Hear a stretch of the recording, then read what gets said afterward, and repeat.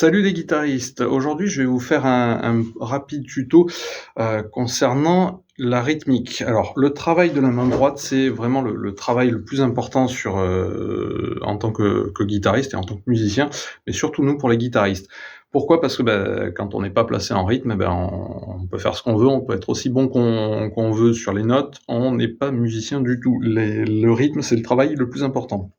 Vous verrez ça partout sur internet, tout le monde va toujours vous expliquer que, pas que sur internet d'ailleurs, dans les écoles aussi, tout le monde vous explique que la base du travail d'un musicien, mais vraiment c'est super important, c'est le rythme. Il y a énormément de gens qui sont musiciens, je dis pas ça pour les dénigrer, mais il y a des personnes qui se disent musiciennes et sur le rythme, ça fait mal. Donc voilà, si vous avez un truc vraiment à retenir en tant que guitariste, c'est de travailler votre main droite et votre rythme, votre assise rythmique. Le feeling du rythme, c'est vraiment la chose la plus importante. C'est d'ailleurs un petit peu, le rythme, là, dans ce que je viens de jouer notamment, c'est la partie, du pont de Sex Machine de James Brown. C'est l'assise rythmique qui va vraiment vous permettre d'avoir votre groove dans ce que vous jouez. Alors là, il faut bien comprendre que, encore une fois, vous en tant que alors ce que je vais vous montrer aujourd'hui, enfin ce que je vous ai montré là, c'est pas pour des guitaristes débutants. Il faut quand même avoir une certaine pratique de la guitare depuis quelques mois. Il faut avoir vu des exercices, de base.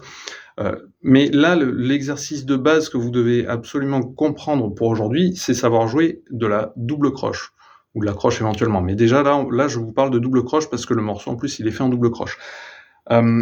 Là, il est pensé en double croche. La double croche, c'est quoi? C'est 4 décompositions de notes par temps. En fait, quand vous avez un temps, vous allez avoir 4 notes à l'intérieur. Si je tape dans mes mains le temps, je vais avoir 1, 2, 3, 4, 1, 2, 3, 4, 1, 2, 3, 4, 1, 2, 3, 4, 1, et puis, et 2, et puis, et 3, et puis, et 4, et puis, et 1, etc., etc. Et là, ce que vous devez faire en tant que rythmicien, la base déjà, c'est de comprendre que tous vos temps, quand j'ai tapé, là, quand j'ai tapé des mains, en fait, en même temps, je tape aussi avec le pied. Pourquoi? Pour construire votre assise rythmique. Il faut que vous soyez sûr de quand le temps tombe. Dans une musique, c'est ultra important.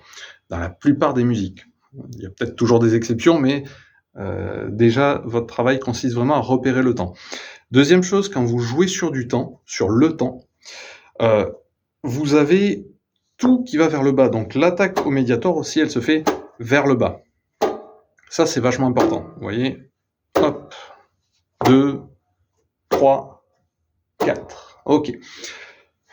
Après, quand vous voulez développer ça en double croche, eh bien en fait, le sens des attaques va être simplement de l'aller-retour. C'est-à-dire qu'en double croche, vraiment le mouvement que vous allez développer, c'est un coup vers le bas, un coup vers le haut, un coup vers le bas, un coup vers le haut. Et ça tombe bien, ça tombe juste à chaque fois que vous allez avoir un temps, donc le pied qui va taper ou votre métronome qui va faire un bip, vous allez jouer vers le bas.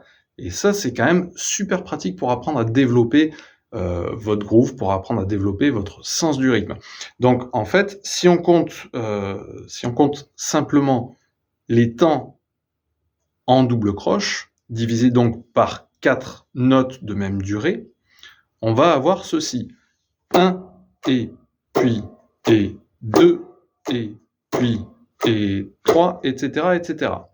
Alors, là, dans le morceau de James Brown, c'est pas du tout c'est pensé en double croche, mais on ne joue pas 1 et puis 2 et puis 3 et puis 4, on joue pas toutes les notes, on va sélectionner des notes.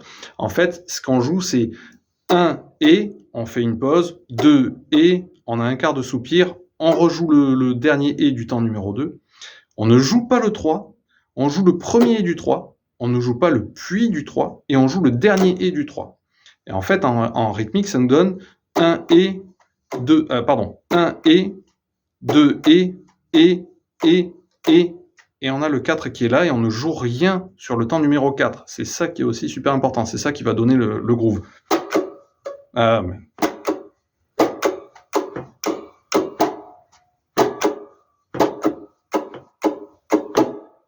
Voilà, c'est vraiment ça, si on prend juste une paire de notes. 1 et, 2 et 1 et, 2 et 4. Voilà, vous voyez. voyez, je joue le 4, c'est pas obligatoire, on peut ne pas jouer le 4. Là, c'est juste pour voir qu'en fait, on a notre assise rythmique qui est positionnée. Alors, je vous ai écrit un petit document, c'est mal écrit, mais c'est pas grave. Vous allez réussir en fait à comprendre ce qu'on voit. En fait, là, ici, vous voyez, vous avez la décomposition de vos temps en double croche. Le temps numéro 1 est là, il démarre ici, 1 et puis et. On a le 2 et puis et, le 3 et puis et le 4 et puis et. Et ce que j'ai souligné en rouge, en fait, ce que vous voyez là, c'est ce que l'on va avoir en fait en figure rythmique dans le morceau Sex Machine. On a vraiment un et, le demi-soupir, 2 et, le quart de soupir qui se situe ici, le et qui est joué, le dernier et du 2. On commence le 3 mais sans jouer sur le 3, c'est ça qui est important. Donc on va avoir une attaque vers le bas qui est à vide, une attaque à blanc entre guillemets. On fait le premier et vers le haut, le puis qui est joué vers le bas naturellement n'est pas joué, et le dernier et qui est joué vers le haut. Et le temps numéro 4, en fait, on le laisse vraiment en silence. Donc, c'est vraiment ça va être la base de votre travail. Et vous n'êtes pas obligé de reproduire ce que je vous ai montré sur le morceau de James Bond, mais la base de votre travail, vraiment, c'est de voir à la main droite dans quel sens sont vos attaques. À chaque fois que vous avez un chiffre, 1, 2, 3, 4, et le puis, vos attaques sont vers le bas. Quand vous avez des et, c'est vers le haut. Et ce qui est important, après, au fur et à mesure du temps, c'est d'apprendre à trier les notes que vous voulez jouer et celles que vous ne voulez pas jouer. Donc là, vous avez vraiment encore une fois, dans le morceau de James Bond, le mouvement qui va groover. Hein. De toute manière, si vous avez la rythmique derrière, vous avez vraiment...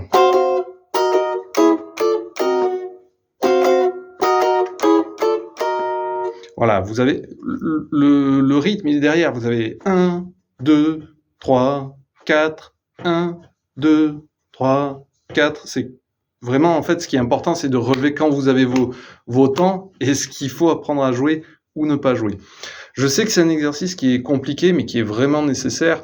Encore une fois, la chose qu'on ne puisse pas accepter quand on joue en groupe, c'est d'être trop décalé sur le rythme. Il peut y avoir, à un moment donné, une petite erreur ou autre, ça passe encore. Quand vous êtes vraiment pas du tout calé sur votre rythme, que vous n'arrivez pas, à sentir quand sont vos temps, etc., c'est pas possible. Donc, moi, personnellement, on m'a dit ça récemment, alors que justement, en termes de rythme, je suis plutôt bon, mais une personne que j'apprécie m'a dit « Ah, t'es pas en place et tout ». Je l'ai pas très bien pris. Bon, après, c'est pas grave, hein, mais je sais très bien qu'en termes de rythme, quand je joue avec des gens, je suis pas un bon musicien, ça c'est clair. Je fais pas de bonnes mélodies ou autre. J'ai pas un son qui est exceptionnel. Je dirais jamais le contraire. Je suis pas musicien de toute manière. Mais par contre, en termes de rythme, non, on peut pas me dire que je ne sois pas placé quand je joue avec des gens. Ça c'est pas possible. Donc en fait là, ce que vous avez vraiment comme travail à faire, encore une fois, c'est commencer par faire vos 1 et puis et 2 et puis en mettant le pied. Et après vous sélectionnez des notes que vous voulez pas mettre, je sais pas, par exemple 1 et puis, et vous jouez pas le dernier et 1 et puis, 2 et puis, 3 et puis, 4 et puis. Et vous voyez le mouvement de la main, lui il continue, il fait toujours, la main, elle fait toujours le même balancier. Haut, bas, haut, bas, etc. Ça continue à l'infini. Ça s'arrête jamais. Donc, travaillez votre rythme. Encore une fois, c'est super important. N'hésitez pas à poser vos questions ou à mettre vos suggestions en commentaire ou même faire simplement de simples remarques. Et amusez-vous bien. À la prochaine.